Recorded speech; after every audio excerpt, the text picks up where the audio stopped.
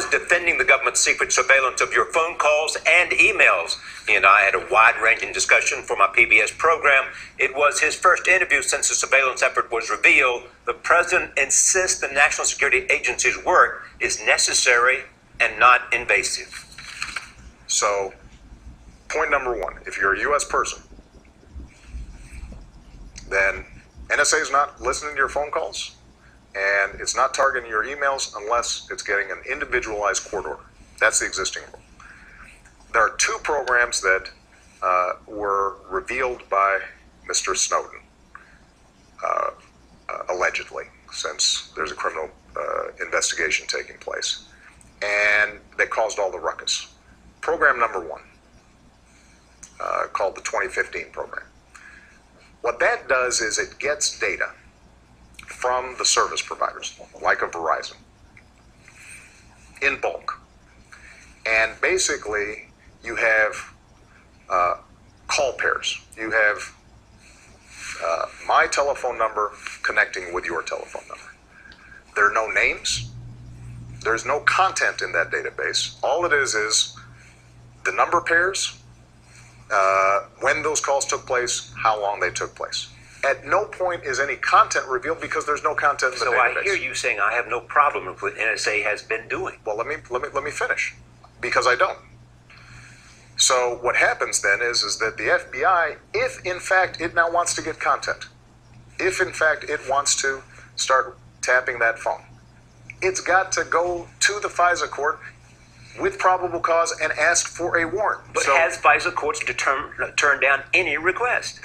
Because, first of all, Charlie, the number of requests are surprisingly small, number one. Number two, folks don't go with a query unless they've got a pretty good suspicion. Should this be transparent in some way?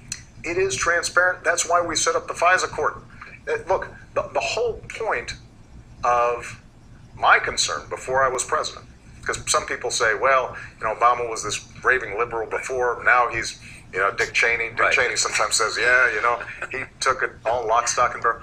My concern has always been not that we shouldn't do intelligence gathering to prevent terrorism, but rather, are we setting up a systems of checks and balances? So on this telephone program, you've got a federal court with independent federal judges overseeing the entire program, and you've got Congress overseeing the program, not just the Intelligence Committee, not just the Judiciary Committee, but all of Congress had available to it before the last reauthorization exactly how this program works. There is a second program called the 702 program, and what that does is that does not apply to any U.S. person. It has to be a foreign entity. It can only be narrowly related to counterterrorism, weapons proliferation, cyber hacking or attacks, and a select number of identifiers, phone numbers, emails, etc. Those, and the process has all been approved by the courts, you can send to providers, the Yahoos or the Googles, what have you, and in the same way that you'd present essentially a warrant. And what will happen then is that you there can obtain content. But again, that does not apply to U.S. persons, and it's only in these very narrow bands. Charlie, this was the most in-depth interview the president has given, an explanation of the NSA surveillance program.